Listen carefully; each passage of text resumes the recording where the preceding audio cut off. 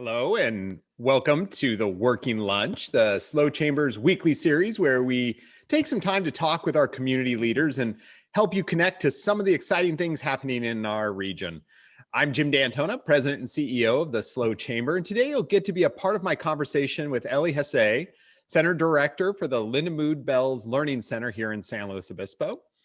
The Lindamood-Bell Learning Processes is a local business that formed more than 30 years ago, right here in San Luis Obispo, when researchers and educators Pat Lindamood and Nancy Bell came together to apply their extensive cognitive research into instruction. Those instruction processes have led to incredible success in helping children and adults, even those with learning challenges, read and comprehend. Today, we are going to go back a bit and learn about Elly, Lindamood-Bell's work, and how COVID has impacted their learning centers. Elly, thank you so much for being here. Absolutely. I'm thrilled to be here. Thank you so much, Jim, for having me. As we sit down to lunch, first and foremost, where are you zooming in from today? Today, I am zooming in from my home office. I'm actually in the downtown area, so not too far from the chamber. Very nice. Well, can you take us back a little bit to the founding of Lindamood-Bell, and how did Nancy and Pat maybe find one another and get started? Sure, absolutely. So Lindamood-Bell was started nearly 35 years ago in San Luis Obispo. And Nancy Bell and Pat Lindamood, a reading specialist and a speech language pathologist, started working with students and developing their programs. And so that's really how Lindamood-Bell was started all those years ago. And now we're lucky enough to continue working with their programs and working with students of all ages. So that was something over 30 years ago. What does Lindamood-Bell look like today? I understand that you have grown a little bit and even expanded maybe beyond learning centers. Over 50, right? Absolutely, yes. We now have over 50 learning centers across the United States and internationally. So we have grown quite a bit from that 35 years ago, and we continue to expand. So we do have our learning center here in San Luis Obispo, and most recently we opened a learning center in Dubai. So definitely continuing to expand internationally. That's incredible, especially for a little company that started right here in SLO. Mm-hmm. And especially back then, it certainly would have been a little different SLO at that time. Absolutely. And so Nancy's still very much involved as a CEO. Can you tell us a little bit about the company culture and what it's like to work at that center? Sure, absolutely. Yes, Nancy is our CEO. Our corporate headquarters are actually right here in San Luis Obispo, right next to our learning center. And working at Lindamood-Bell, our company culture is really incredible. One interesting thing about Lindamood-Bell is all of our learning centers actually look and feel the same, no matter what city or country you are in. And so we really cultivate a culture of warmth and welcoming and a really safe environment, both for our students and also for our staff. And trying to find, is that through a process, thinking internationally, is that go into the training process of how to make sure that someone who maybe didn't grow up in SLO, wasn't in this country even, or are you taking folks right from here and sending them to other places?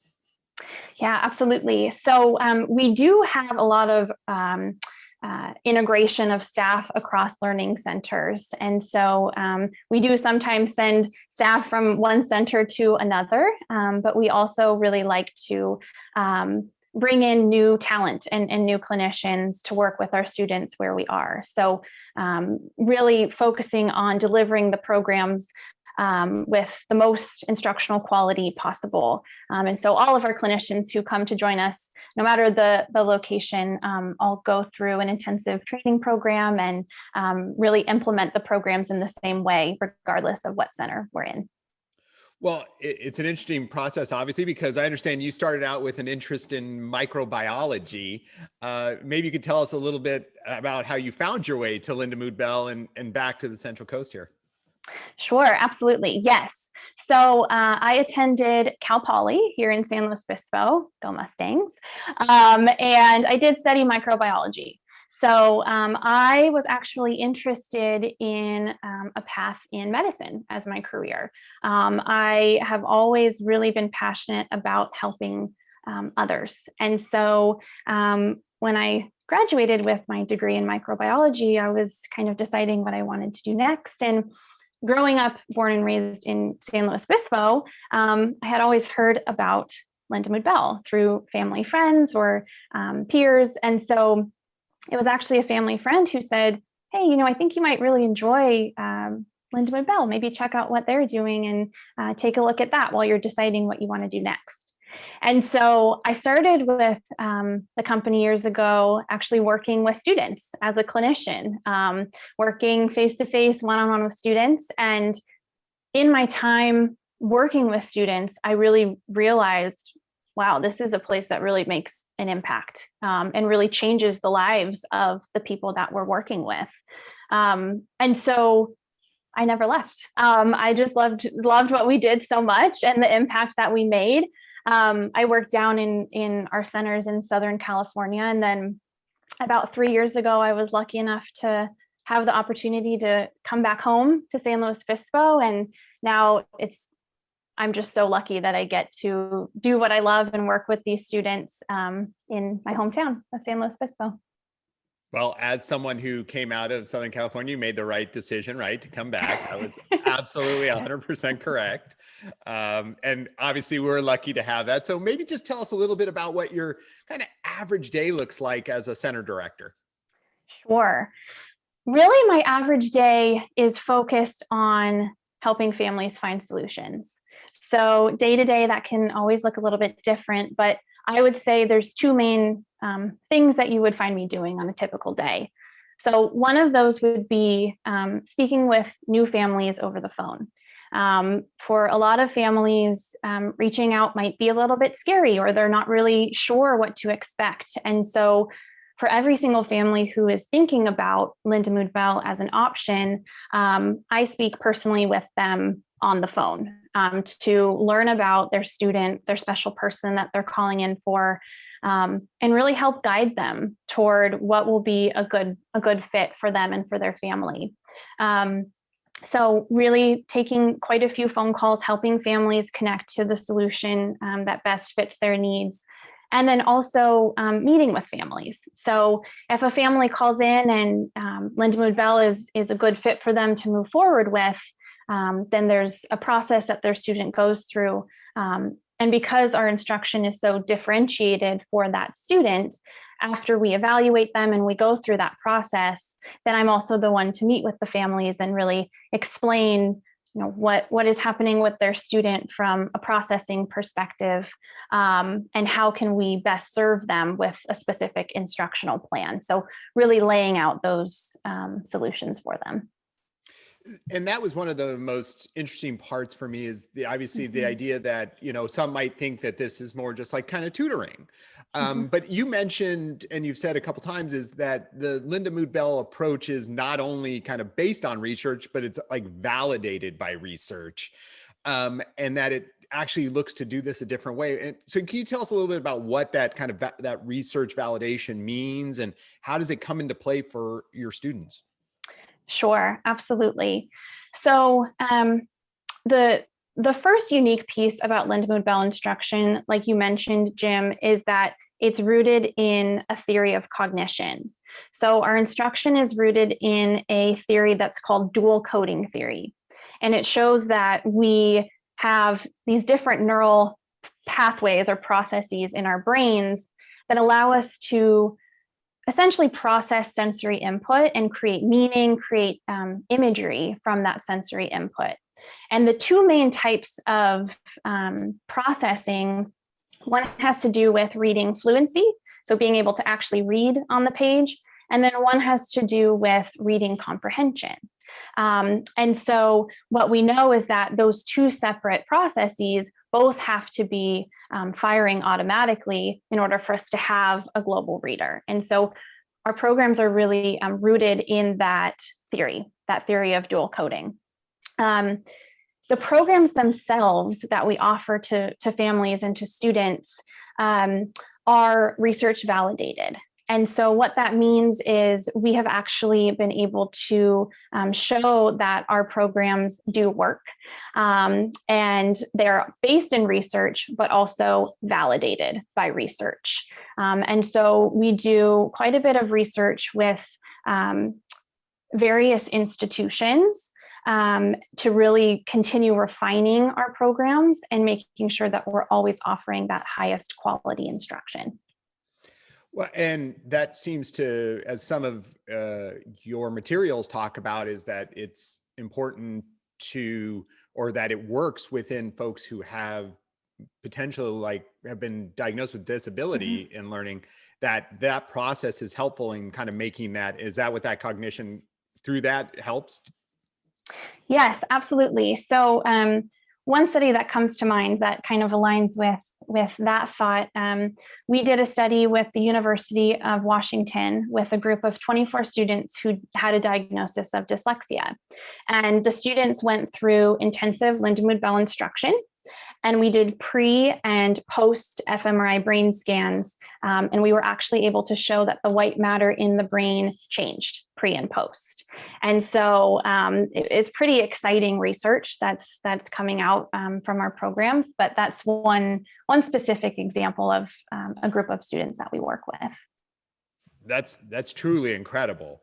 And I think, again, you've talked about it in our discussions, but that it's not just for children. Is there a type of person that you encounter who might not think of themselves as a potential client, but that research shows who could actually benefit, like what you were just talking about, the dyslexia?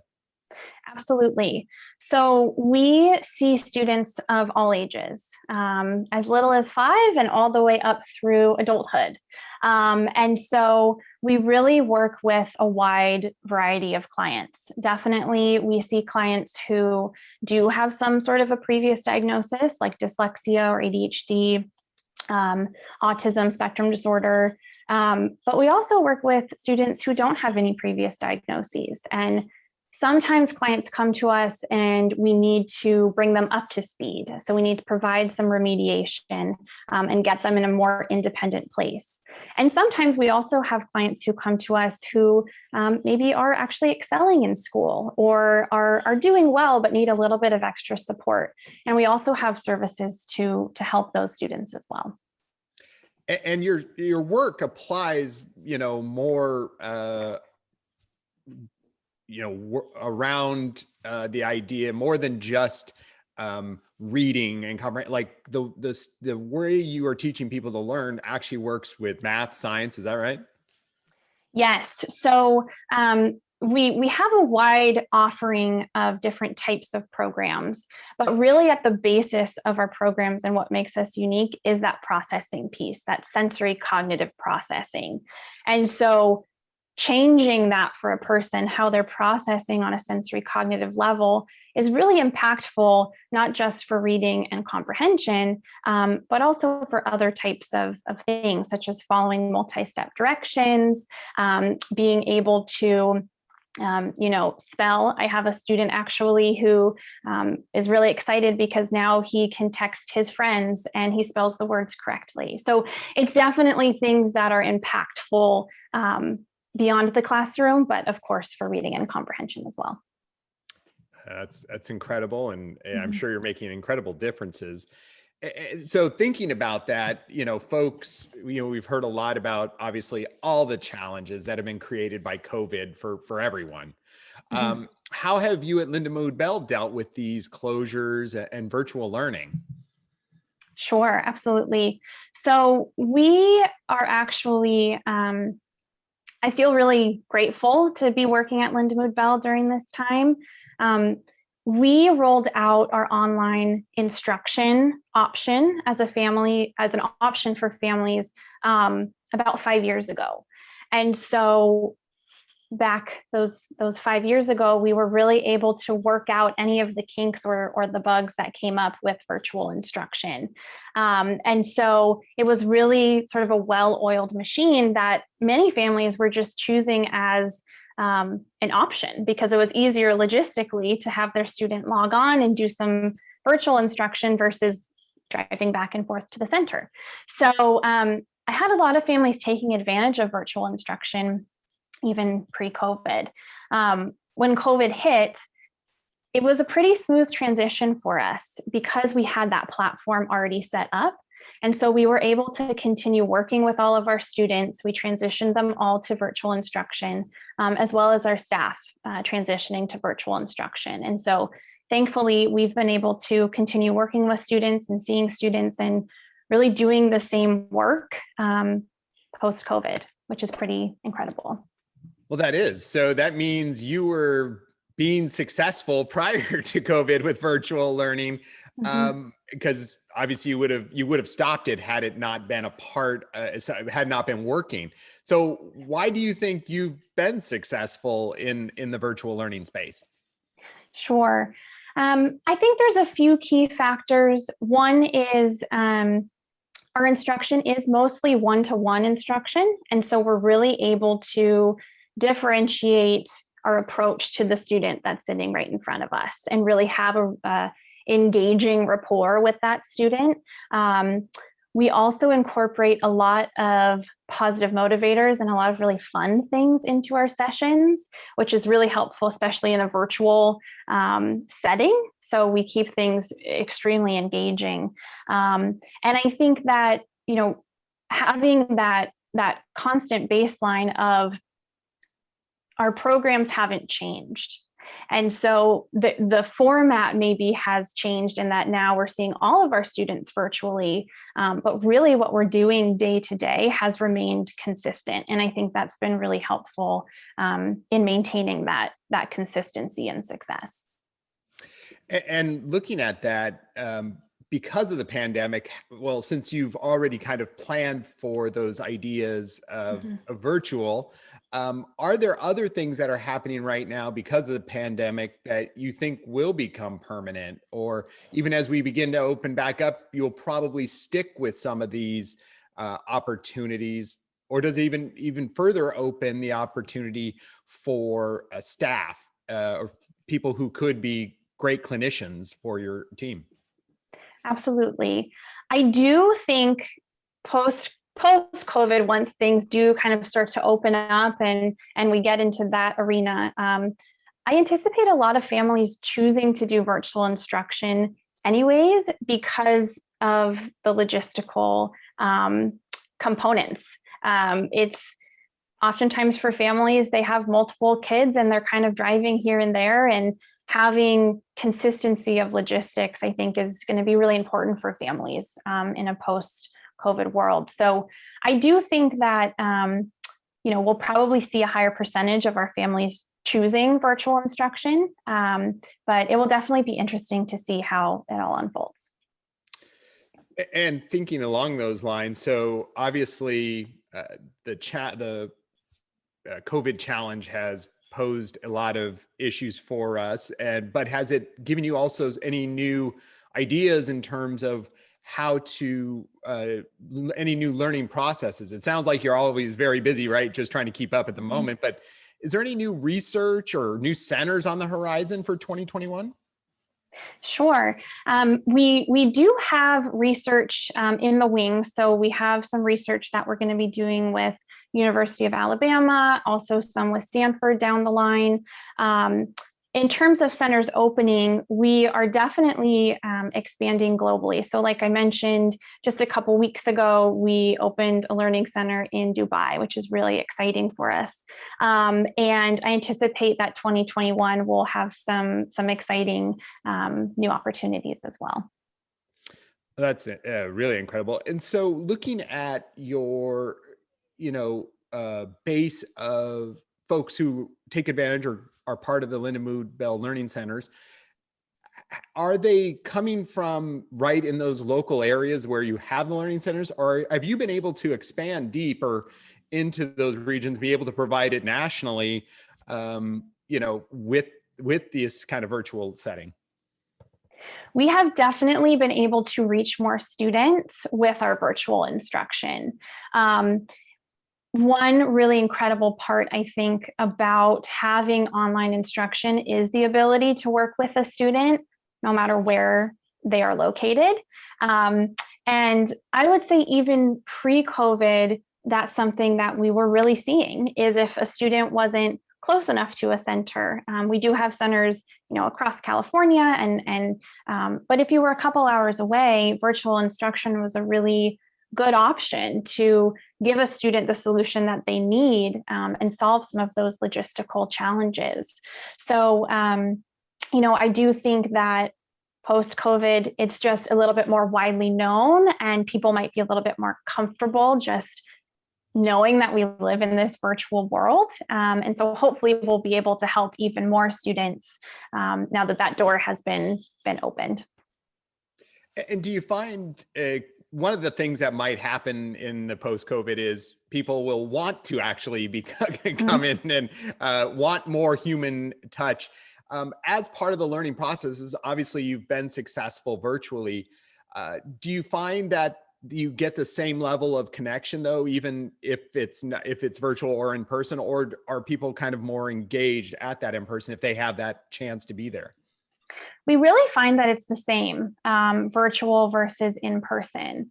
We have done a really good job, I think, of making the virtual experience feel like the in-center experience for our students, because that's really our primary focus is how are our students feeling and how are they progressing? And we're able to do a lot of really fun things when they're at home, things that we wouldn't even get to do if we were in person. For example, if they have pets at home, they get to share them with us, or check out my backyard, this is my trampoline. So different types of connections, I would say, but I do think that they're equally as strong. Great. Well, just kind of for your learning a little bit more about you, in all that's kind of going on right now, is there someone you're especially grateful for, someone who's really maybe shown up, made a difference for you, either personally or professionally, during this time that's kind of kept you going? Yeah, that's a really good question. I have sort of two answers, one personal and one professional, I would say. I would say professionally, kind of just going back to Lindamood-Bell as a company, I do feel really grateful to represent Lindamood-Bell and be with Lindamood-Bell during this time, and just what we're able to offer to students, especially with the past year and everything that's been going on from a learning and a processing perspective. Just feeling really grateful to be making a positive impact in that way. So that would be my professional answer. My personal answer would definitely be my family. Like I mentioned, I was born and raised here. And so my whole family, most of my family still is in the area. And so it's been really nice to have some close family nearby. It definitely makes a huge difference for Mm-hmm. sure. Talking about, that obviously what you've been able to do to have an impact at Lindamood-Bell, is there a success story, from the past year, maybe that stands out, or just recently that stands out to you that you kind of highlight as one of those great things that are just like always keep you going? Yeah, absolutely. When you asked that question, Jim, to be honest, so many stories popped into my head. It was hard to choose which one. I would say one of the stories that really stands out to me is actually a current student, I would say, and he actually attends our school. We're also a K through 12 private school, and he attends school with us, and he's been with us for about a year. And he was actually the example I mentioned earlier with the texting of the friends and feeling confident with his spelling. And he has experienced growth in the last year that is really impacting his confidence, not just as a student, but as a person. He is more engaged at the family dinner table, sharing about his day.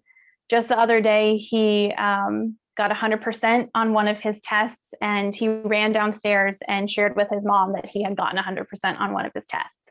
So to be quite honest, I have so many other stories just like that. And that's one of the reasons why I love working with Lindamood-Bell because it's so impactful. But that was the one that really popped into my head. That's incredible. And you brought it up, and we haven't talked about it much at all. We talked about the kind of the learning processes and the centers, but there's obviously, can you tell us a little bit more about the academy? I'm sure there's people out here who would love to not just to have the whole schooling part be part of the Lindamood-Bell. Tell us a little bit about how people get to that, connect with it.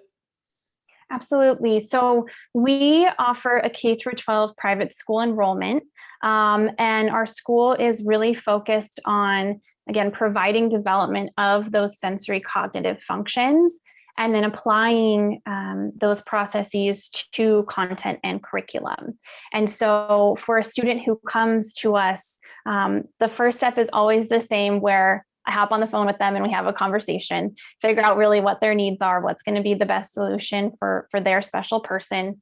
And then we go through a process and identify what that specific child's school day will look like to be a best fit for them. And so it really looks different student to student, but anyone who's interested in a school enrollment, we hop on a call and we talk about what's going on with their student, and then we come up with a differentiated plan from there.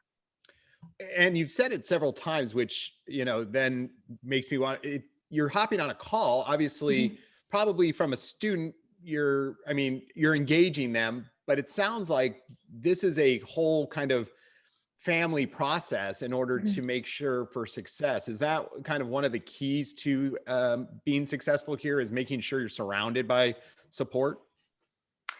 Yes, we definitely want to make sure that we have a team approach, all hands on deck approach for our students. And oftentimes that means collaboration with the family, collaboration with any other professionals that might be on the student's team. And like you were saying, Jim, it's a process to identify what's a good fit for their student. So the students go through an evaluation process, and we meet for a consultation with the families to lay out the different options of what would be a good fit. But it's definitely a lot of collaboration and a lot of teamwork. Well, so if anyone out there is interested in learning more about Lindamood-Bell, where should they go? Yes. So I would recommend one of two places. One is, of course, you can call our Learning Center directly in San Luis Obispo, and I will be the one personally that you speak with. We also have a website, lindamoodbell.com, and I believe we're going to put both of those in the chat, so they're for easy access.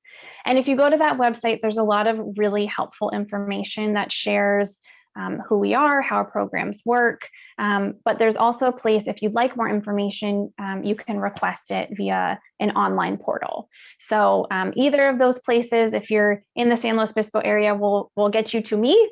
And if you're outside of the San Luis Obispo area, also going to that website will be able to connect you to your closest center. That's fabulous. And yes, we just dropped that in the comments there. So you should be able to see it out there, click on it, get more information, and hopefully be able to connect to Elly, because she's amazing. So we've come to the end of our time here. And so one question we always end with is, what are you looking forward to this weekend? I am looking forward to getting outside and getting into nature this weekend. I have some hiking on my agenda this weekend, so I'm looking forward to that. Always fun, and plenty of it to do around here. You can never run out of trails, right? Absolutely. Well, Elly, I want to thank you so much for joining us today and sharing all of the work that's going on at Lindamood-Bell, because obviously it's important and incredibly exciting work that you're doing over there. So thanks for being here with us today. Absolutely. It was my pleasure to be here, and thank you for the invite, Jim. It was really a lot of fun. So thanks for having me. Awesome. For the rest of you, thank you so much for eating lunch with us. We hope you'll join us next week right here, Fridays on Facebook, live at noon. If you have questions for our guests, feel free to add them in the Facebook comments below, and our guests will try to get to them when they get a moment. We appreciate you tuning in and hope you have a wonderful weekend. So stay healthy and safe out there.